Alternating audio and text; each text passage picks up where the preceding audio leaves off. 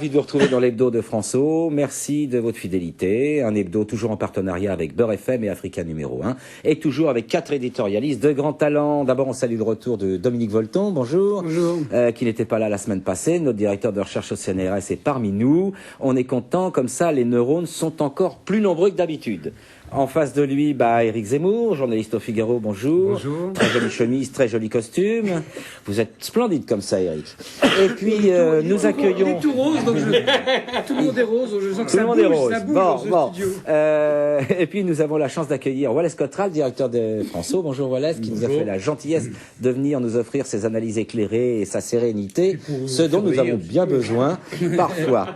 Enfin, le dernier, mais non le moindre, le sémillant et jeune Nadir Djenad, bonjour. Bonjour. De Beurre FM, voilà. Ne vous inquiétez pas, mesdames. Et qui a changé de coiffure. Voilà, Dominique l'a remarqué. Moi, c'est normal, ça m'intéresse les cheveux. Mesdames, ne vous inquiétez pas. Votre ami, l'élégant Francis Laloupeau sera là la semaine prochaine. Il est en mission en Afrique. N'oubliez pas, si vous voulez nous faire quelques remarques, je vous rappelle notre adresse qui va s'afficher sur l'écran, je pense, dans quelques instants. hebdofranço@rfo.fr. hebdofranço@rfo.fr. Voilà, tout de suite, le sommaire de cette émission. On va commencer par les huées qui ont salué la Marseillaise mardi soir au Stade de France et les déclarations courroucées qui ont suivi. Mais on voudrait aborder ensuite le débat sur la mémoire qui oppose actuellement l'historien français Pierre Nora et la députée de Guyane Christiane Taubira par article interposé dans les journaux. Et puis ce qu'il faut bien appeler la panique républicaine face à l'irrésistible ascension du candidat démocrate aux États-Unis, Obama, à quelques jours des élections, qui dans le dernier sondage avait quand même 14 points d'avance, ce qui est beaucoup, même pour un sondage qui est pas toujours très crédible. Et enfin, dernière chose, toujours et encore, la crise financière et ses dernières répercussions. Mais voilà, on va commencer d'abord par la Marseillaise et les huées. Alors, il y a eu des déclarations de gauche comme de droite comme de gauche, de François Fillon à Ségolène Royal. Toute la classe politique a été unanime pour s'indigner, pour exprimer sa colère, pour exprimer son courroux. Mais Éric Zemmour, j'ai envie de vous demander, moi, une chose toute simple. Derrière cette unanimité de façade, ce courroux qui semble partager toute la classe politique, il n'y a pas un désarroi face à une situation qui se renouvelle? Parce que on sait que c'est pas la première fois. Il y a plus qu'un désarroi. Je pense qu'ils ne savent absolument pas quoi faire et qu'ils s'attachent aux symptômes. Ça m'a beaucoup frappé, les premières décisions. Je mets ça entre guillemets parce que je pense que ça n'aura aucun effet. C'est-à-dire faire évacuer les stades au cas où arrêter les matchs. Voilà, arrêter les matchs et faire évacuer. Ouais. Je vais vous dire, moi je pense que d'abord ça ne se fera pas en France, déjà. Parce qu'on ne mettra pas, comme l'a très bien dit le président de la Fédération de foot, 50 000 personnes comme ça dans la rue. Bon. Et puis deuxièmement, c'est complètement irréaliste quand on pense que, par exemple, notre hymne national a été sifflé en Italie. Lors du dernier match France-Italie. Alors là, on va envoyer quoi? On va envoyer l'armée française pour arrêter le match? C'est grotesque. Donc, ce que je veux dire, c'est que, évidemment, parce qu'ils font ça, parce qu'ils ne savent pas quoi faire, parce que ça trahit une vraie question, qui est que c'est à chaque fois qu'on joue, on a joué contre l'Algérie, contre le Maroc, contre la Tunisie, ce ne sont pas des supporters de ces pays-là qui sifflent l'hymne national, contrairement à l'histoire de l'Italie, où là c'est une rivalité sportive. Là, ce sont des jeunes gens des banlieues dont les parents sont algériens, tunisiens, enfin maghrébins, qui viennent là et qui sifflent l'hymne national français pour manifester, selon moi, qu'ils détestent cet hymne, ce pays, et qu'ils ne veulent pas se sentir français. Non mais je sais pas. C'est ce que je pense. Pour vous, c'est un rejet. Je pense que c'est un rejet de l'identité française. Exactement. Et c'est lié. Vous appelez parfois le roman français. Exactement. Et c'est lié. Alors, je finis en une phrase. Oui. Ensuite, on va donner la parole à Nadir Djenad. C'est lié. D'ailleurs, ce n'est pas seulement les sifflets de la Marseillaise, il faut voir un contexte qui fait que dans les cours de récréation aujourd'hui, on insulte entre termes de sale français, Chaque semaine, vous reprenez des mensonges comme ça. Ah bon, alors je peux lire finir. Bien sûr, on peut toujours lire. On a le dans droit, toutes les cours de récréation, on dit sale français. Bon, le Parisien, je peux lire. Ouais. Le Parisien, c'est pas moi, c'est pas le Figaro, c'est pas. Vous avez 2 minutes? Non, allez-y, court, parce que alors, c'est pas toutes les professeur. C'est pas toutes les cours de récréation. Au moins, on pourrait dire dans certaines Nadir cours. qui a demandé la parole. Professeur, on laisse finir et Nadir va s'exprimer. Professeur Yanis Roder, professeur d'histoire dans un collège ZEP de Seine-Saint-Denis, qui a écrit un livre qui s'appelle Tableau noir, qui dit « Dans mon collège, de très nombreux élèves, une quinzaine par classe environ, c'est quand même la moitié de la classe, expriment une volonté affichée de désaffiliation nationale. Ils portent des sweatshirts aux couleurs du Maroc, écrivent Algérie en force sur leurs trousses, disent que la Marseillaise que je leur fais apprendre en 4e n'est pas leur hymne ou que ça ne sert à rien. Pour eux, être français, c'est être un bouffon, un bolos, un jambon-beurre. Leur patrie, c'est juste, la France, c'est juste pour des papiers. Ils ne se sentent pas français. Bon, c'est pas moi. Nadia Djenad, on va passer la parole à Nadia Djenad. Il y a plusieurs choses. Sont fortes. Oui, plusieurs choses. Tout d'abord, Eric, c'est un article. Encore une fois, ça ne reflète pas la réalité. C'est un cas. Bon, selon moi, ça ne reflète pas la réalité. Qu'est-ce qui reflète la réalité, Nadia ? On va laisser Nadia s'exprimer. Vous citez un exemple et vous faites une généralité. C'est pas comme ça que ça marche. Une erreur de raisonnement. Alors, généralisation abusive. Bon, alors, dit Nadia Djenad. Mais Nadia, on va laisser s'exprimer. D'après moi, vous ne voulez pas voir la réalité. Mais bon, tout d'abord, alors concernant ces sifflets, quelle est votre interprétation à vous, Nadia ? Alors, tout d'abord, il faut rappeler plusieurs choses. Ces sifflets sont condamnables et ça relève de la bêtise. Et vous savez très bien que dans les stades de football, il y a beaucoup d'actes l'intelligence, c'est pas ce qui brille le plus dans les stades de football. Certains sifflent les hymnes nationaux, certains profèrent des insultes racistes, d'autres lancent des bananes sur les joueurs de couleur, d'autres font le salut fasciste, qui est un acte, moi, que je considère beaucoup plus grave. Donc, voilà, dans les stades de foot, il se trouve que dans les stades de foot, il y a ce type de comportement que je ne partage pas, que je condamne. Ça, c'est une chose. Quand vous dites que les gens n'aiment pas la France, mais c'est pas vrai, parce que les gens qui sifflent la Marseillaise se sont retrouvés certainement sur les Champs-Élysées pour acclamer l'équipe de France de football. Ça, c'est un mythe. Qui ont acclamé l'équipe de France. Avec les drapeaux algériens. Mais je me souviens très bien de ces images. Mais qui ont salué la disait que Zidane était algérien. On va laisser finir Nadia. C'est arbitrer le débat. On va laisser finir Nadia.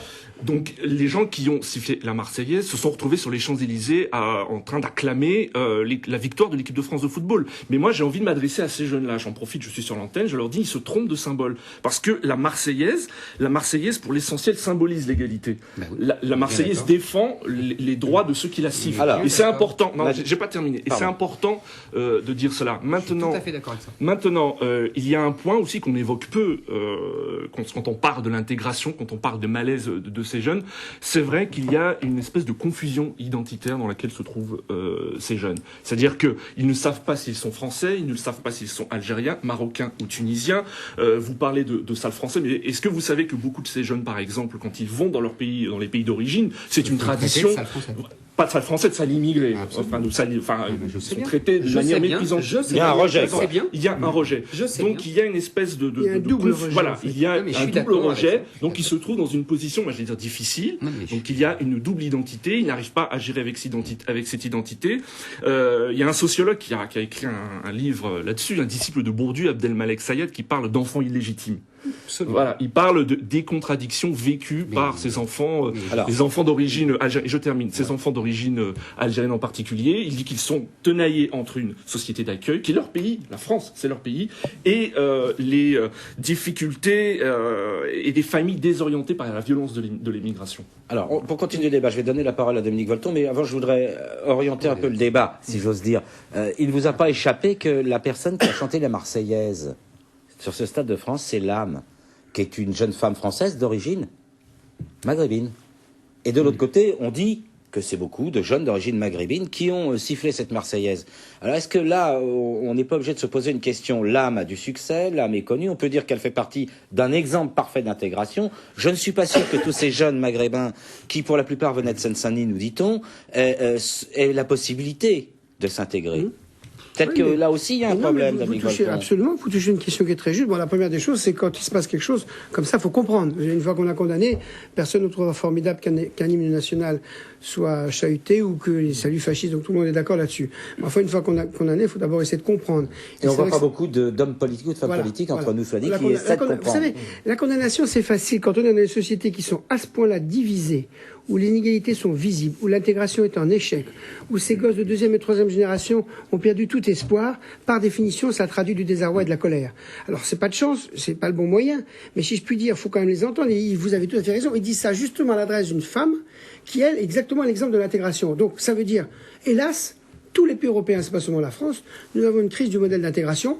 Nous ne sommes pas capables actuellement d'offrir, en même temps que les mêmes médias montrent les inégalités qui croissent entre les riches et les pauvres, que la crise financière illustre évidemment que le monde des riches en sortira avec le monde des pauvres paiera fort, et que c'est pas très intelligent de chahuter comme ça un hymne national, ça va de soi, mais ça veut dire quelque chose. Autrement dit, on n'a pas le droit, a priori, de délégitimer des garçons, des filles qui ont entre 15 et 25 ans et qui ont fait cette bêtise-là. On doit se poser la question. Et un responsable politique, surtout s'il est un élu national, quelle que soit son élection, il doit se dire, bon, c'est mon échec d'abord. C'est notre échec en tant qu'élu que des gosses qui sont là depuis une ou deux générations ne soient pas capables d'être fiers du pays dans lequel ils sont. Et c'est un cri de désespoir de leur part. C'est le même signe que quand ils ont brûlé les voitures dans les banlieues.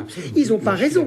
Mais ça veut dire que c'est un échec qu'on doit intégrer nous, et au lieu de les condamner eux, c'est d'abord nous qui devons nous mettre en cause. Alors, voilà ce que tu voulais la parole. Je suis évidemment d'accord sur le constat sur les sifflets. Mais je veux revenir sur la séquence télé, finalement, le match. Vous avez parlé tout à l'heure d'Amina et de l'âme. Parce qu'il y a deux finalement, franco-tunisiennes, finalement, qui ont chanté, etc. Et moi, je trouve qu'il y a eu l'Amina et l'âme. Sur le terrain, le capitaine, c'était Thierry Henry. Il y a Ben Arfa, et voilà. Il y a Ribéry, Domenech, parmi le coach, Bogossian, son adjoint. Donc, je crois qu'il y a cette image-là qu'il faut garder aussi. C'est pas une image, c'est une réalité. Il y a une réalité. Et que une réalité d'une vraie diversité, là. C'est le moins qu'on puisse dire. Hein. Et ceux qui représentent la France officiellement là, c'est eux.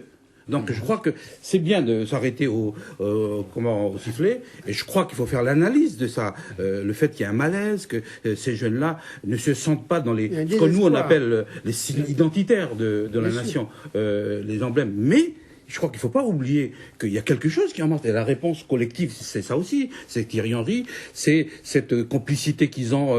Moi, j'ai vu ça à la télé, cette complicité, cette fraternité même qu'ils ont sur les bancs, et le résultat où ils gagnent. Quoi. Voilà. Donc, je crois que il ne faut pas oublier derrière les sifflets ça. Mais oui, parce que justement, il y a 30 ans d'échec. On va laisser Nadir Djenad s'exprimer. Ensuite, Éric Zemmour qui a demandé la parole. Il y a une chose que je trouve incroyable, moi, c'est que, d'ailleurs, vous l'avez évoqué au début. Il y a eu des sifflets lors du match France-Portugal. Non, du match France-Italie. France-Italie. Mais France-Portugal également, il y a eu des sifflets. Il y a eu des sifflets. On en a très peu parlé. Plus de ça. Si, il y a eu des sifflets. Il y a eu des sifflets, durant une finale de Coupe de France de football entre Bastia et Lorient en 2002. Les Corses, on avait vu le président de la République de l'époque, Jacques Chirac, intervenir, quitter. Mais on ne dit pas que ces gens-là n'aiment pas la France. Mais bien sûr que si. Non. Mais bien sûr que si. Vous pensez que attendez, c'est vous qui plaquez. S'il vous plaît, on va laisser Nadir Djenad finir son raisonnement. Attendez, jusqu'ici, ça s'est passé comme il fallait que ça se passe. On va laisser Nadir Djenad terminer. Pas du tout. Nadir, non, mais c'est ça, ce que Nadir veut dire, c'est que les sifflets ne sont pas forcément synonymes d'un désamour du pays. J'ai très bien compris. Alors, ils ne sont pas interprétés de la même manière. J'ai très bien compris. Ce que je l'ai dit moi-même. Il y a des supporters italiens qui ont sufflé l'hymne national français. Pourquoi ? Parce que Domenech avait dit que les Italiens avaient coutume de tricher en foot.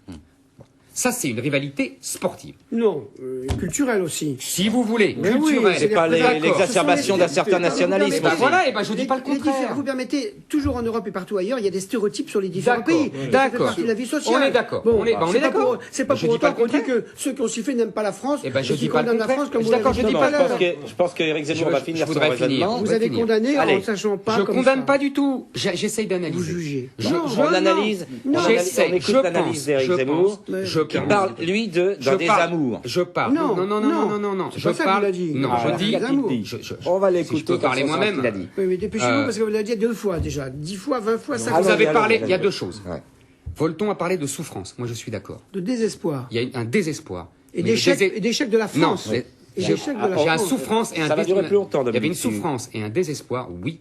Mais ils ne sont pas économiques et sociaux. Ils sont identitaires. Ces gens-là ne veulent pas être français, ils souffrent de ce qu'on leur impose. Vous n'avez pas le droit de parler à leur place. Mais vous non plus. Et vous dites que c'est un désespoir aussi, vous parlez à leur place, vous aussi. Dominique Volton, on va laisser finir Éric Zemmour. Ça ne sert à rien d'interrompre tous les instants. On va redonner la parole aux gens. Ce que dit Wallet, c'est très juste. En fait, il y a 2 choses différentes. Il y a la stratégie de com, qui est l'âme, une franco-tunisienne, 2, les joueurs qui s'entremêlent avant. Tout ça, c'est de la stratégie de com. C'est parce qu'on savait.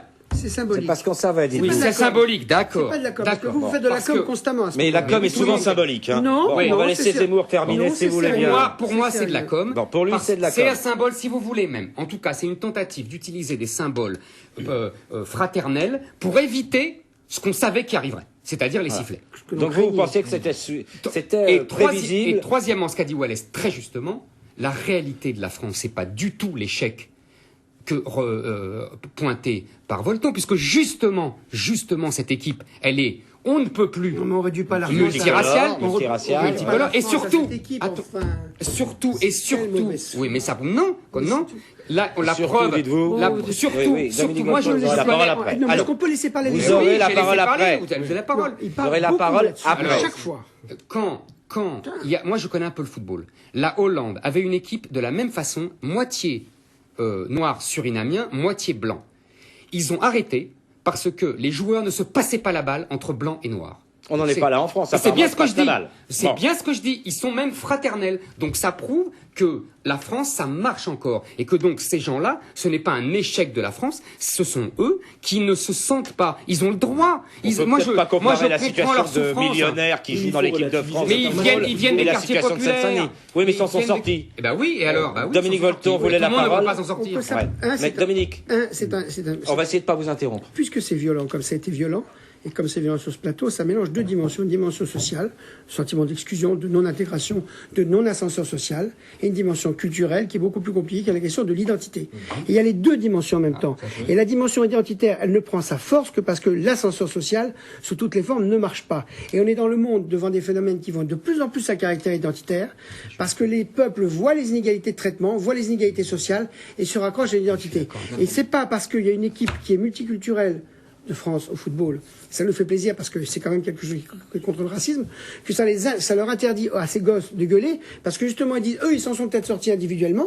Il y a Pourquoi même pas moi Pourquoi pas moi, mais collectivement, humaine, bien sûr, mais collectivement, on n'y arrive plus. Donc par conséquent, c'est une colère, ils n'ont pas raison, c'est une colère, mais c'est, je répète cette phrase-là. On a bien compris, il y a un désaccord de fond, sur l'interprétation. Voilà, et ce n'est moi je voudrais aller un peu plus loin. ni pour la France, ni contre la France, c'est un modèle politique d'intégration en Europe qui ne marche plus, quels qu'aient été les modèles utilisés. Bon, alors maintenant, moi je voudrais poser une dernière question à Wallace Cottera, parce que moi il y a quelque chose qui me titille un peu. Tous les journaux, tous les hommes et les femmes politiques de ce pays ont parlé de ces huées de la Marseillaise cette semaine. Et pratiquement aucun journal n'a parlé de ce qui s'est passé à l'Assemblée nationale. Il y a une chose bizarre, les téléspectateurs l'ont vu dans le titre qu'on a mis sur notre séquence, la DSU, Dotation Solidarité Urbaine. Bon, ça donne des migraines à tout le monde, mais c'est très simple à comprendre. C'est ce qui permet de donner de l'argent aux communes qui ont des populations défavorisées. Or, le gouvernement vient de décider de diminuer sa quote-part et vient de décider que les critères, notamment en matière de logements sociaux, seraient différents, ce qui va permettre de répartir cet argent dans des communes qui n'ont pas assez de logements sociaux au regard de la loi ou qui en ont moins que d'autres. Des maires de gauche comme de droite. Le dernier en date s'appelle Jean-Christophe Lagarde. Le maire de Drancy, qui est au Nouveau Centre, se sont rassemblés, sont adressés à la ministre de l'Intérieur, ont pris la parole au Parlement. Personne n'en a parlé, mais est-ce qu'on n'a pas là le pendant exact de ces sifflets? Symétrique. Wallace Cottera, on va laisser la parole à Wallace. Moi, je crois, je disais tout à l'heure qu'il y avait ces deux dimensions-là à l'événement. La première dimension, c'est qu'il y a une France quand même qui réussit, qui essaie de donner des réponses et qui avance et qui marque des buts. Ils auraient pu marquer d'ailleurs 5 buts s'ils avaient marqué. Bon, ça c'est une chose. Mais de l'autre côté, comment il faut décrypter ça? Et c'est vrai que sur le plan de la citoyenneté, il y a des jeunes Français aujourd'hui qui se reconnaissent pas dans l'ensemble national. Et donc, et ça, c'est là où on attend, qui disent, mais finalement, ils sont en dehors du jeu. Ils sont exclus. C'est en dehors du jeu. Donc, il faut avoir des réponses politiques. Et ce qu'on demande la différence entre ce qu'on demande à nos hommes politiques, c'est pas de dire, est-ce qu'il faut jouer le match ou pas jouer le match. C'est pas le problème. C'est de dire, ça sert à rien de casser le thermomètre, il faut soigner la fièvre. Voilà, c'est de dire, le plan SRU, qu'est-ce qu'on fait? Le plan banlieue, où est-ce que ça en est? Ces associations qui sont sur le terrain, qui sont souvent, participent à l'éducation, finalement. Est-ce qu'on les soutient? Est-ce qu'ils sont là, qu'ils donnent, qu'ils disent, finalement, sur un terrain de foot, il faut respecter ça, il y a des règles, etc. Et voilà, quoi. Et on s'aperçoit que finalement, quand on regarde bien, c'est que il y a des pans de la société qui décrochent. Bien sûr, il y a 20 ans d'échec. Depuis 30 ans, On met un argent fou Non, là-dedans. pas fou, on en met beaucoup moins que dans la spéculation financière. Oh, qu'est-ce que c'est que cette Beaucoup démagogie moins. économique? C'est Non, pas je crois démagogie, que- c'est un fait. Ouais. C'est pas C'est un l'État, fait. la spéculation financière. Attends, S'il vous plaît, s'il vous plaît. Moins d'argent, S'il vous À plaît. nos impôts, la spéculation Oh. financière. La Pas fraude aux encore. impôts. J'aimerais bien que vous ne disiez pas trop Merci. fort que ce ne sont pas nos impôts, parce que je suis pas sûr que vous ne soyez pas démenti d'ici peu de Non, temps. mais il y a un titre de journal. Attendez, Dominique Volton. Oui. J'aimerais bien finir. Je pense, si vous voulez, qu'on ne viendra pas à bout du débat, mais si j'essaie de résumer, tout le monde est d'accord pour dire que il y a des huées, que c'est pas comme ça qu'on s'en sortira, mais c'est l'interprétation qui vous Bien sûr, différencie c'est comme finalement. tout le monde. Comme tout Les le monde. uns Oui, ça ira. disent il y a un désamour du pays, on veut pas être français. Les autres disent c'est un cri de désespoir. C'est une crise de revendication, Bon, je bien crois sûr. qu'on a bien Mais fait moi un peu aussi, le je tour dis de la que c'est un cri de question. désespoir. Oui, l'un n'empêchant pas Un cri l'autre. de désespoir C'est identitaire. le titre, je voudrais C'est qu'on pas fasse- J'aimerais bien qu'on continue, qu'on aille un peu plus loin, Le parce que titre vous allez de voir. Libération était Ouais. très bien. Ouais. Le titre de Libération, de ce point de vue, après cette hystérie sur ce scandaleux nous allons recteur, on avait l'impression qu'on allait violer toutes les bourgeoises du 16e, vous comprenez, dans la réaction du gouvernement. Le titre de Libé était formidable, on se calme. On se Et calme. On essaie de Bah, on va réfléchir faire ça. pourquoi. Bon, alors on va faire ça autour de cette table et on va continuer parce que vous allez voir que la deuxième partie de notre débat n'est pas si loin de la première. Hein. Elle n'est pas si loin de la première. le même débat, Bon, évidemment. il y a une association d'historiens qui vient de lancer Liberté pour l'histoire, appelée l'appel de Blois, avec Pierre Nora notamment, mais il n'est pas le seul, qui demande à ce que finalement les politiques leur lâchent un peu l'ourlet, hein, de façon à ce qu'ils puissent faire leur travail de chercheurs et d'enseignants, et que les politiques ne récupèrent pas la mémoire, ne récupèrent pas l'histoire. J'essaie de résumer leur point de vue. Et il y a eu une réponse assez ferme, je dois dire, de Christiane Taubira, qui est la députée de Guyane, qui n'est pas précisément proche du gouvernement actuel, c'est le moins qu'on puisse dire, et qui a fait, bien sûr, la loi contre l'esclavage. Hein, Non, pas contre l'esclavage. la reconnaissance, pardon, excusez-moi, pour la reconnaissance de l'esclavage comme crime contre Voilà. l'humanité, il me déstabilise aujourd'hui. Alors, bon, moi, ce que je voudrais savoir, c'est qu'est-ce que vous pensez, Dominique Volton, du fait que Christiane Taubira indique clairement, nettement, ce qui est la première fois, je crois, qu'elle dénie le droit aux chercheurs et aux historiens de dicter l'histoire, mais que c'est aux politiques, elle le dit très clairement, aux élus, de déterminer ce qui est la norme, Voilà. de dire la norme. Et là, je cite ces termes. Absolument. Alors, il y a deux choses de nature différentes. Hein, parce que elle dit pas que c'est aux politiques de dire la norme. C'est exactement ce qu'elle dit. Hein. Dominique. C'est Le exactement ce qu'elle dit. législateur élu Je au n'ai fait que suffrage citer. universel qui détient la responsabilité de dire la norme. Mais d'accord, mais la norme n'est pas contradictoire avec l'histoire. Ce sur quoi elle bute, et c'est un vrai débat. Est-ce que les historiens ont le monopole de l'histoire? C'est ça la question que derrière.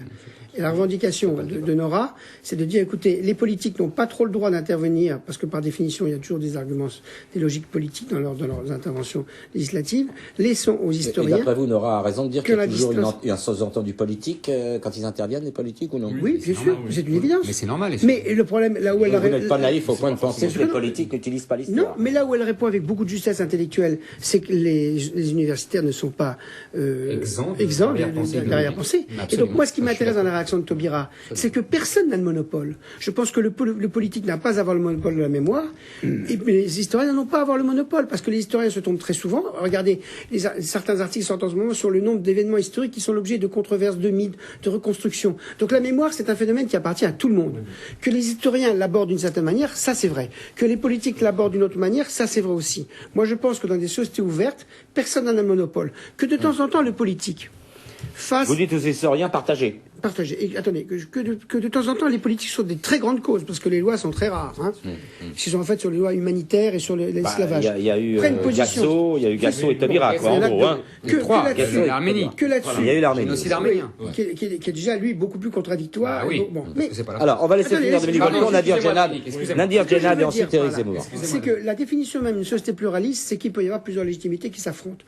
Moi, j'appartiens au monde de la connaissance. Je pense que c'est fondamental de préserver l'autonomie du monde de la connaissance. Mais je ne pense pas non plus que le monde de la connaissance puisse avoir la prétention à la vérité sur l'histoire et la politique. Et donc, par conséquent, je pense que des politiques, de temps en temps, ont raison de faire, si ça passe dans la majorité politique, une loi, et si c'est vraiment un échec ou un scandale, eh bien, par définition, ce sera combattu par des journalistes, par des universitaires, par d'autres politiques. Autrement dit, laissons discuter, et ça ne joue pas ça. Mais un monopole, c'est ce qu'il y a de pire. La mémoire appartient à tout le monde, pas plus aux historiens qu'aux Alors, politiques. Nadir Djenad voulait réagir Moi, et je ensuite Éric Zemmour. Moi, je ne suis pas d'accord. Je pense que les hommes politiques, quand ils interviennent justement dans le débat historique, c'est pour des raisons politiciennes. Mais Je vais pas Et prendre deux- actuel. Je vais prendre deux exemples. Normal, Alors, on va exemples. écouter Nadir, si vous voulez bien. Pas Dominique, forcément, hein. c'est pas C'est pas forcément normal. politicien, c'est politique. Dominique, Ça peut être politique. Dominique, Politicien, Je vais prendre c'est deux exemples. péjoratif. Je vais Dominique. prendre deux exemples. on va laisser intervenir Nadir Djenad, si vous le voulez bien. Merci. Merci. Non, Je mais vais arrêtez prendre- de dévaloriser les politiques, c'est tellement Mais il va se facile. taire. Non, mais je dis, moi, je délaisse- Comment faut-il Alors, lui dire Monsieur le directeur des recherches au CNRS, voulez-vous laisser parler Nadir Djenad? Je n'ai pas d'amour particulier pour les politiques, mais Bon, ils sont pas Nadir. pires que les autres. Bon, Ils sont pas crois pires que que les journalistes.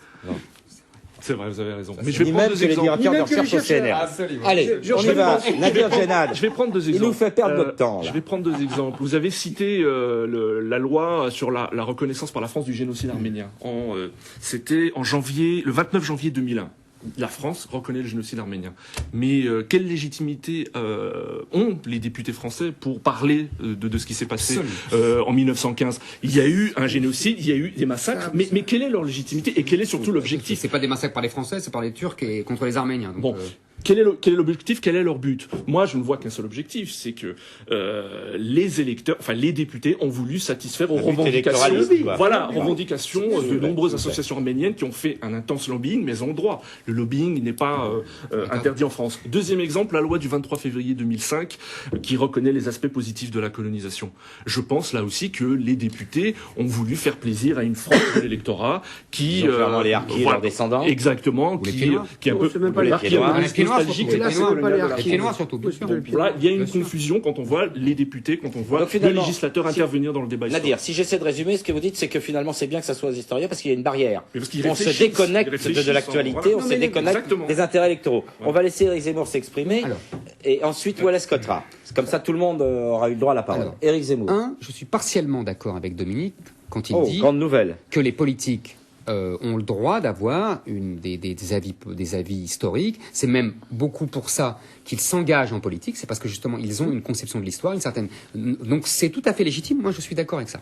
Et les politiques ont toujours quand même l'histoire enseignée par la République. C'est une histoire orientée, partiale, et d'ailleurs c'est sa grandeur et en même temps c'est ses limites. Et elle était bon.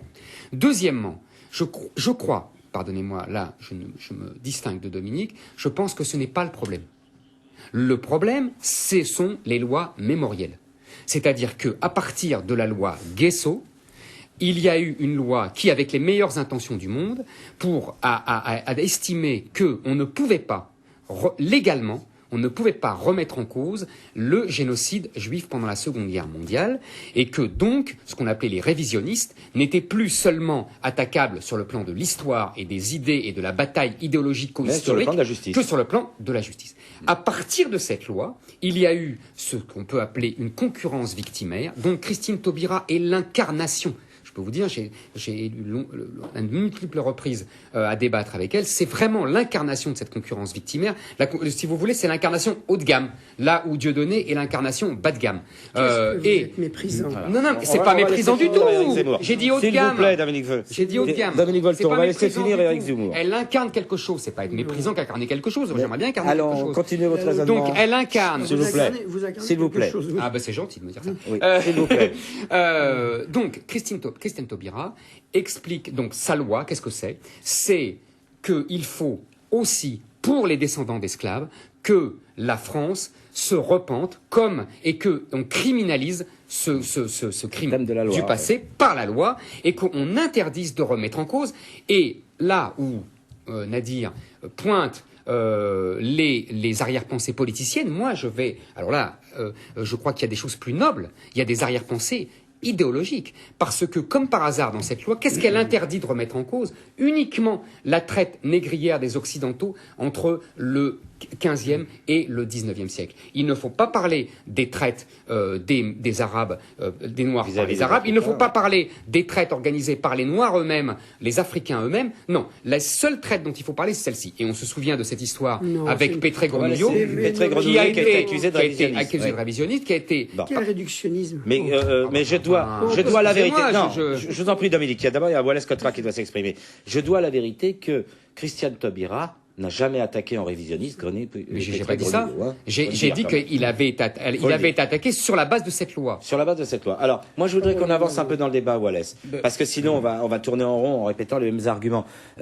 Finalement, quand je disais qu'on n'était pas si loin du premier débat sur la Marseillaise, on a coutume, il y a un proverbe qui existe que tout le monde connaît ici, l'histoire est écrite par les vainqueurs. Napoléon. Est-ce que finalement, c'est pas ça la vraie question? Parce que quand une loi comme celle de Taubira existe, c'est peut-être pour rétablir un équilibre, puisque si la loi est toujours écrite par les vainqueurs, si l'histoire est toujours dite par les vainqueurs, c'est vrai que les esclaves et leurs descendants n'auront jamais le droit à la parole. Voilà. Je crois que la vision de l'histoire, c'est pour ça que la parole politique est légitime aussi. Bien sûr qu'il faut laisser la liberté aux historiens de travailler dans tous les sens, et il faut qu'ils travaillent, quoi. Mais au bout d'un moment, le discours sur la nation, qui intègre l'histoire et la mémoire, finalement, doit être fait par une parole légitime, qui est la parole politique. Et c'est vrai que si on regarde l'histoire sans parler du tout des esclaves, c'est pas normal. Si on dit, sans parler du tout de l'outre-mer, puisque c'est pas normal. Donc c'est normal que des politiques interviennent pour dire attention, voilà les choses. Et puis que les historiens contestent, etc. Mais je pense que la prise de parole de Christiane Taubira est, de ce point de vue, légitime. Et je voudrais citer un petit exemple qui est du micro situation. C'est l'exemple de la Nouvelle-Calédonie. C'est-à-dire qu'au bout d'un moment, c'est pas si micro que ça. il y a l'affrontement entre deux communautés. Et il y a deux histoires différentes, des héros différents, une manière de voir les choses différentes. Et à un moment, nos hommes politiques ont dit finalement, il y a les ombres de la colonisation mais non dépourvues de lumière. Et donc autour de ça, qu'est-ce qu'ils ont fait? Ils ont demandé à une équipe d'historiens de tous bords de retravailler sur notre histoire. Et de dire, mais finalement, comment on peut raconter l'histoire, etc. Ça, c'est une démarche politique. Et je crois que ça, c'est complètement légitime. Et c'est dans cette perspective. Mais voilà, ça, c'est pas les lois mémorielles. Alors, stop, on va donner la parole. Wallace ne répond pas tout à fait à une chose très précise, qui est dire la norme. Est-ce qu'on autorise le politique à dire la norme, qui est le terme les lois mémorielles. Dominique Volton. Oui, mais d'abord, par définition, le politique, en situation de légitimité démocratique, c'est notre seul système, dit la norme. Une loi, c'est la norme temporaire. Oui, mais c'est justement pour ça que les historiens demandent qu'on ne dise pas la norme pour l'histoire. Laissez-moi finir. Je voudrais dire deux choses. Premièrement, les historiens n'ont pas le monopole de la mémoire. C'est fondamental à rappeler parce que, par exemple, et après je vais parler d'un paradoxe, il n'y a pas que les historiens qui s'occupent de mémoire. Il y a des journalistes, il y a des militants, il y a des millions d'hommes et de femmes qui contribuent à ce que des mémoires oubliées soient réhabilitées. Et là où il y a un paradoxe de la part de Nora et de cet appel, c'est que si on a pu voter des lois mémorielles, c'est parce que des historiens, pendant des années, ont soulevé ces questions qui sont devenues enfin des enjeux politiques. Donc autrement dit, quand un politique dit « je vais prendre position là-dessus », c'est souvent à la suite, non pas seulement du travail que des historiens, mais des tas d'autres qui ont soulevé. Bon. Par contre, je ne trouve pas inutile, compte tenu de l'oubli du politique, que dans certaines grandes situations, même si c'est tordu, même s'il y a des échecs, etc., que le politique intervienne, parce qu'il n'intervient dans ces cas-là que pour des conditions généreuses, qui sont quand même, ça, il faut le reconnaître, bah oui, je veux dire. Je fais la bête, et non, oui, mais l'enfer n'est pas avec bonnes intentions, disait-on dans mon enfance. Pour l'instant, ces quelques lois qui existent, elles ont pour objectif d'inscrire dans la mémoire politique culturelle d'une république un certain nombre de choses. Des victimes. Peut-être qu'il y a des lacunes. Peut-être faut-il une loi pour les victimes protestantes de la Saint-Barthélemy. Attendez, vous permettez, s'il y a c'est pas exactement le même échelle au bout d'un moment et la profondeur du temps. Je voudrais simplement dire que même s'il y a des échecs sur ces lois, eh bien tant mieux, ça relance le débat politique. Mais je ne vois pas au nom de quoi on peut interdire à la seule légitimité dans nos démocraties, qui est l'élection. C'est un vrai débat. Je ne veux pas qu'une légitimité intellectuelle ou religieuse ou de quelque ordre puisse se dire qu'elle n'a pas... Puisse interdire à l'élu, voilà, à l'élu de la nation d'intervenir sur le processus. Mais vous avez raison. Non, mais ça, je suis d'accord. On va vous laisser la parole quelques instants. Je veux une phrase. Vite. Je suis d'accord avec Dominique, on en a parlé, le politique a le droit d'intervenir. Mais la mémoire n'est pas l'histoire, Dominique. Mais la mémoire, ça fait partie de l'histoire. Non, ça fait partie de l'histoire, mais ce n'est pas l'histoire. Donc la mémoire, c'est quelque chose, et l'histoire, ce n'est pas la même chose. Mais les historiens n'ont pas le monopole de l'histoire. Mais je suis d'accord. Les historiens n'ont pas le monopole de l'histoire, il faut quand même reconnaître. La loi n'a pas à leur interdire de travailler. Mais si. Mais non, j'ai jamais vu une loi qui interdit. Attendez. Mais bien sûr, elle fait que ça. C'est ça dont on parle, Dominique. On peut considérer que les révisionnistes ne sont pas des historiens. Mais il est vrai que la loi interdit désormais légalement de réviser l'histoire. On peut considérer que les révisionnistes ne sont pas des historiens, par ailleurs, mais des escrocs. Un révisionnisme permanent. Bon, alors on va. Ah bah si. Attendez, on va s'arrêter là parce que je crois qu'on est en train de dépasser notre temps, mais je pense que le débat est intéressant. Je voudrais terminer par une petite anecdote. Jérôme Carcopino, à part pour Dominique Volton, ça dit rien à personne ici. Jérôme Carcopino était un sous-ministre du gouvernement sous Vichy, mais c'était aussi un historien latiniste très important, qui a fait croire à des générations de collégiens et de lycéens que la Rome antique contenait 500 000 habitants, à partir d'une stèle qui était une falsification. il était historien, mais il était aussi politique. Les deux. Je vous laisse réfléchir à ce qu'avait fait Carcopino. Alors, mais les dichotomies sont Dominique Volton, ne relancez pas le débat. Ne relancez pas le débat. Alors, c'est à dire cette fois. Une petite chose, c'est en fait, tout à l'heure, Dominique Volton disait que je dénigrais les politiques. Il y a quelques-uns quand même qui ont pris des décisions courageuses, et hasard du calendrier, le 18 octobre, le 17 octobre, c'est la commémoration des événements du 17 octobre 61, où des Algériens ont été, il y a eu une répression contre des Algériens qui ont été, plusieurs dizaines d'entre eux ont été jetés dans la Seine. Et ce qui s'est passé, c'est que pendant des années, des historiens ont travaillé dessus, ils n'ont pas été entendus par certains politiques, jusqu'à l'élection de Bertrand Delanoë, maire de Paris, qui a apposé une plaque sur le pont Saint-Michel, et ce qui fait que maintenant beaucoup de gens se sont intéressés à ce qui s'est passé, et ce qui fait qu'un événement qui était oublié est revenu, si vous voulez. S'il vous plaît, Dominique Volton, on va laisser à Nadir la conclusion, ce qui lui arrive pas souvent, reconnaissez-lui, d'autant qu'il nous reste à peine un quart d'heure d'émission. Alors, je voudrais qu'on continue, l'histoire s'écrit tous les jours, il n'y a pas que la mémoire, et là quand même, après le troisième débat qui a opposé McCain à Obama, on sent poindre une espèce de panique dans les rangs républicains, puisque le dernier sondage donne 14 points d'avance à Obama. Alors, il faut jamais vendre la peau de l'ours avant d'avoir tué, etc., mais il semble quand même que ça soit une ascension assez irrésistible. Donc, Nadir Djenad, j'ai un peu envie de vous demander, vous trouvez que, parce que je me souviens très bien que l'an passé, vous nous avez expliqué que McCain avait toutes ses chances. Donc, comme je suis un peu têtu et que je reviens un peu à la provocation, qu'est-ce qu'il faudrait qu'il fasse, là, McCain? C'est vrai que vous m'embêtez souvent là-dessus, mais c'était juste une opinion sur le moment. Hein. Je veux dire, je n'entends pas détenir la vérité absolue. Vous avez un conseil à donner à McCain? Vous voyez une solution pour lui? De se retirer, peut-être. Alors, en fait, c'est clair qu'il y a une panique chez les Républicains. Tout d'abord, John McCain est une victime politique. Je dis bien politique de la crise financière. Hein. Il n'est pas une victime parce que une victime politique de la crise financière internationale. Une crise financière qui a débuté aux États-Unis. Une majorité d'Américains pensent que les Républicains sont responsables de cette crise et pensent que peut-être d'ailleurs à juste raison. Et que McCain, ce qui est en partie faux d'ailleurs, parce que on va laisser Nadir. Mais Clinton a dérégulé. Je ne sais pas. Il doit y avoir des électrons libres autour de cette table, parce que Nadir Djenad ne peut jamais terminer sa phrase. J'aimerais bien qu'il le puisse, s'il vous plaît. Pourtant, il a changé de coiffure. Nadir, ne vous laissez pas impressionner par tous ces vieux requins. Mais c'est dur. Donc, je disais, McCain victime politique de la crise financière internationale. McCain également n'arrive plus à se faire entendre sur ce qui faisait sa force il y a encore quelques mois, c'est les questions sécuritaires. C'est vrai que les républicains, le parti républicain, c'est le parti des faucons, c'est le parti garant de la sécurité nationale et de l'hégémonie américaine dans le monde. Là, à cause toujours de la crise financière, les Américains n'ont plus les yeux rivés sur l'Irak, sur l'Afghanistan ou sur l'Iran. Et puis il y a un autre point aussi qu'il faut noter, c'est l'effet Sarah Palin. C'est clair que la colistière de John McCain a accumulé les bourdes. Ça plombe un peu l'ambiance, quoi. A accumulé les bourdes. Elle a radicalisé, on dirait. Effectivement. On dirait qu'elle a radicalisé. Elle a accumulé les bourdes depuis des mois, et ça a eu un impact vraiment désastreux sur la campagne de McCain. Tout ça fait que les républicains sont en train de faire n'importe quoi maintenant. Voilà. Je terminerai juste là-dessus. Éric Zemmour va prendre la parole. Je terminerai juste là-dessus. Les républicains sont en train de faire n'importe quoi. Un jour, ils disent que Barack Obama est musulman parce que son deuxième prénom, voilà, comme si être musulman c'était une insulte. Ouais. Et le lendemain, on va dire qu'il a des liens avec de pseudo-terroristes. Bref, en tout cas, c'est lié. Oui.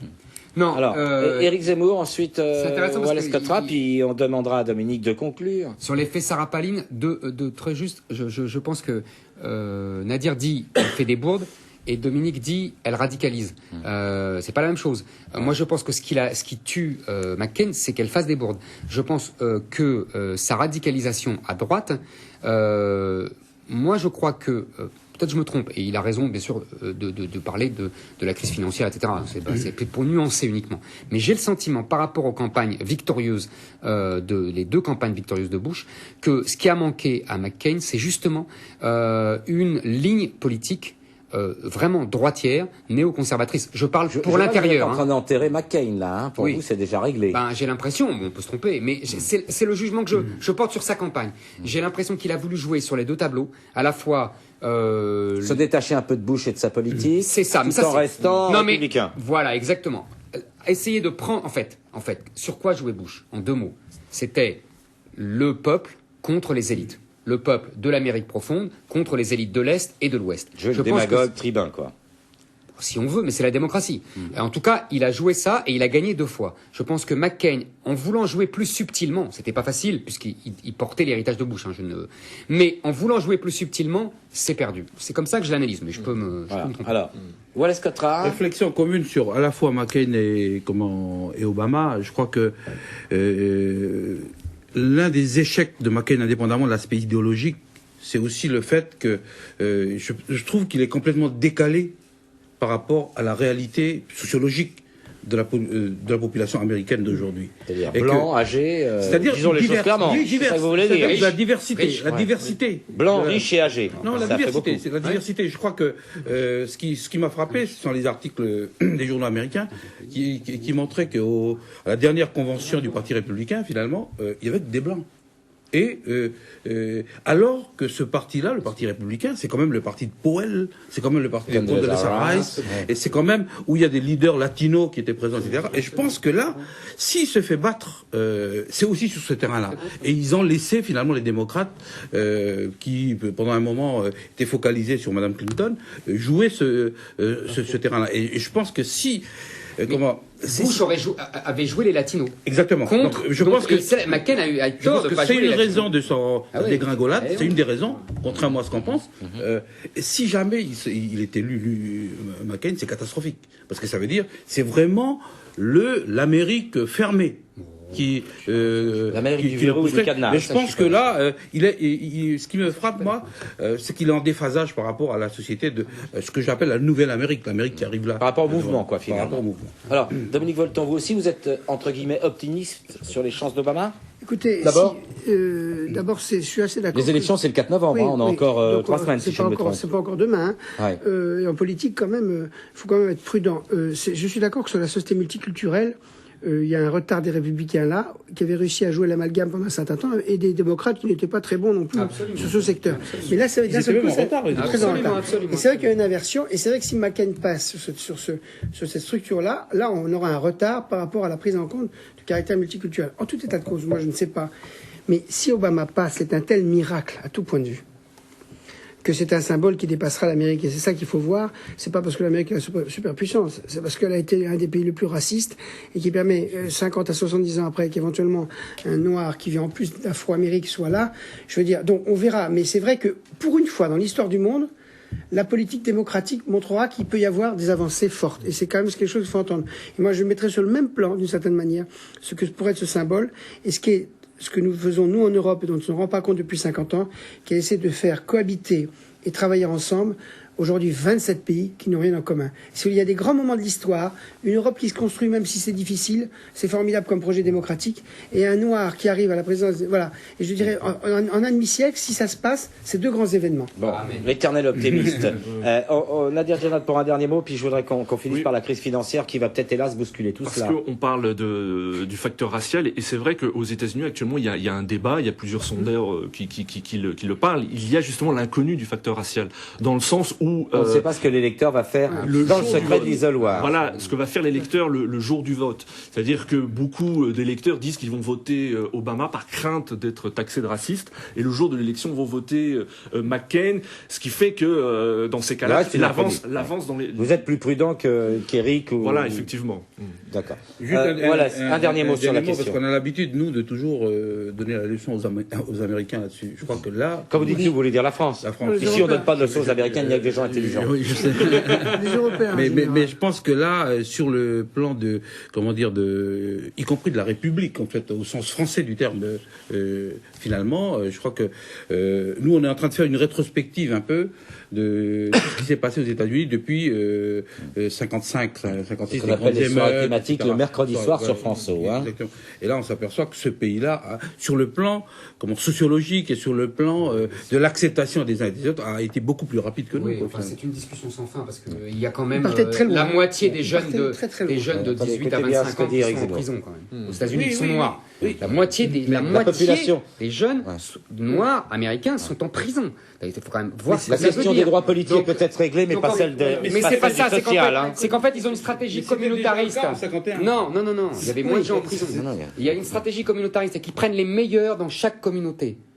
Nous, on a une. Ils éclatent. Voilà, exactement. Ils C'est pas. Je condamne pas. Oui, je dis il voilà leur explique pour stratégie. l'instant, Et le reste, ils sont en tôle quand même. Il faut se C'est pas rappeler. rien. Alors bon, on va laisser finir Dominique Volton et on va passer. Il nous reste 7 minutes d'émission. L'avantage d'une présidentielle, c'est que ça permet à beaucoup d'émissions de télévision de sortir. Et moi, j'ai vu des choses qui m'ont stupéfait que et Dieu sait si j'ai une mémoire politique, qu'en fait, jusqu'en 60 et même jusqu'en 62, 63, donc bien après l'appel, le racisme était d'une violence encore innée aux États-Unis. Donc je suis tout à fait d'accord. Il y a eu en 40 ans un énorme chemin fait. Mais il venait de très très loin et avec l'ambiguïté qui reste, d'un modèle qui reste communautariste et qui est, voilà. Donc, pour une fois, je remarque que Éric Zemmour et Dominique Volton font les mêmes constatations.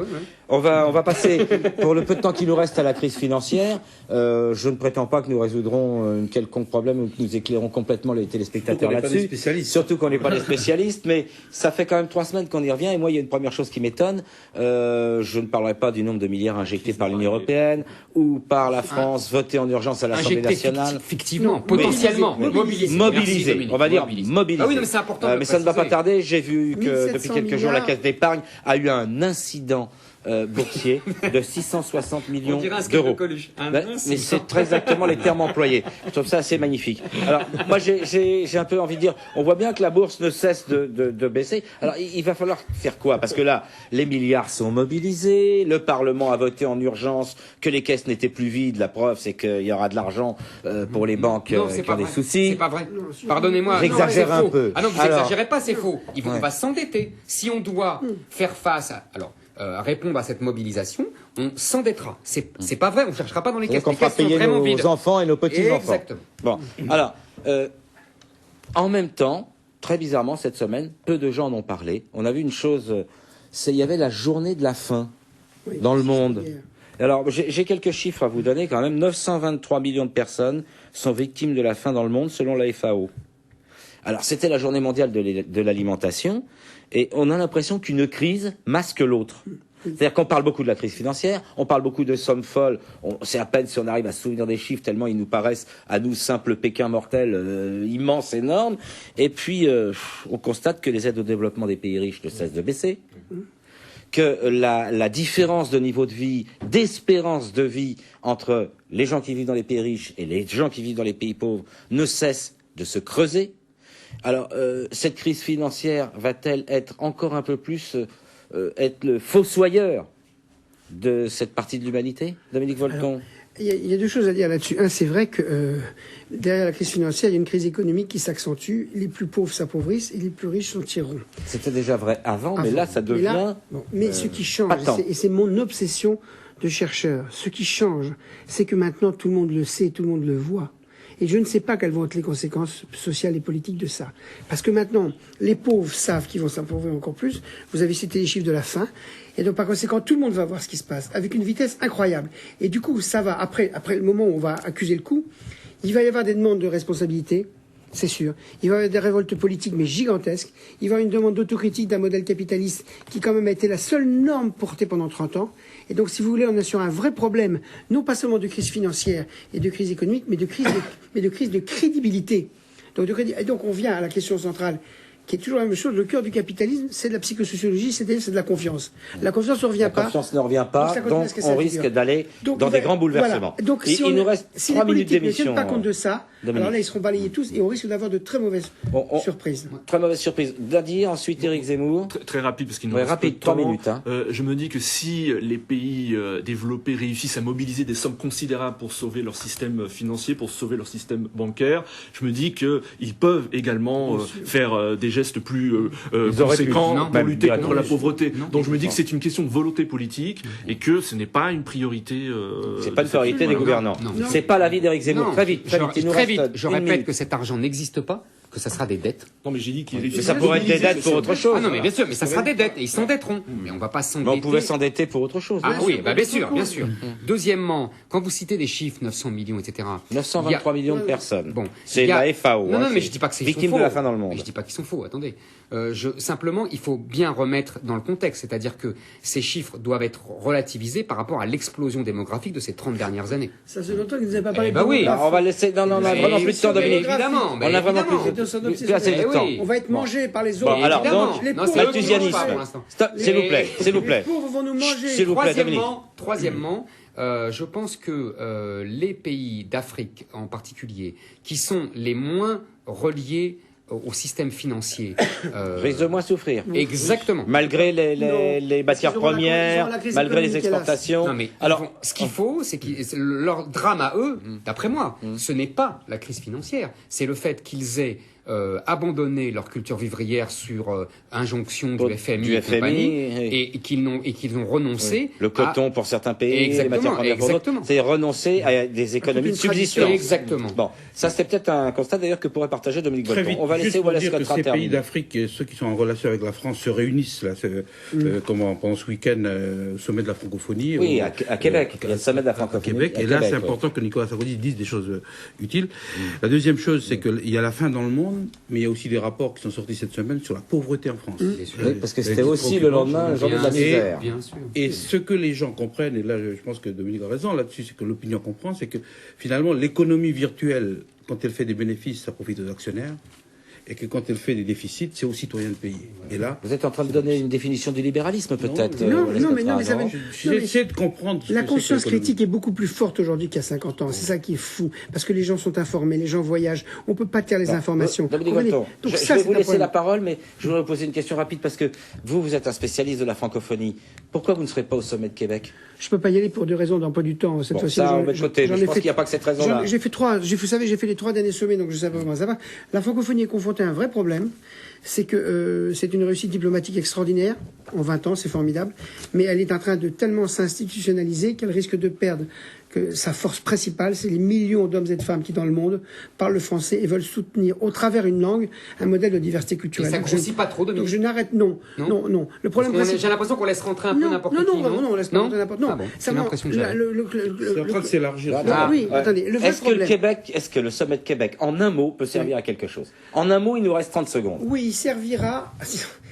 Attendez, premièrement, il peut servir. Il peut servir si jamais c'est la prise de conscience que l'institutionnalisation de la francophonie au travers l'organisation ne suffit pas à la mobiliser dans le monde. Autrement dit, on est sur un problème de rapport, de conflit entre des sociétés civiles et une institution mondiale. Bon, voilà, et si je peux dire, on aura il l'occasion. faut garder. On Oui. comprend ce que vous dites, Dominique. On aura l'occasion d'y revenir. Peut-être la juste semaine une prochaine. dernière phrase sur ça pour dire que finalement, Voilà. quand on circule un peu dans le monde de la francophonie, on s'aperçoit que finalement, les moins francophones de tous les francophones sont les Français. Ah, Sans c'est les bon. Français. Ça, c'est Bah, pas c'est vrai. logique. C'est Alors, toujours. non, d'accord. logique. Non, c'est pas On sera logique. tous d'accord. Alors là, c'est Bon, vraiment- on en reparlera la semaine prochaine, j'espère. Merci de votre fidélité. On finit juste à l'heure. Vous avez vu, pour une fois, ils sont beaucoup plus calmes. Je crois que la présence de notre directeur de François, qui est un homme serein, un sage du Pacifique, qui y fait beaucoup. Voilà, bonne semaine. À la semaine prochaine. Au revoir.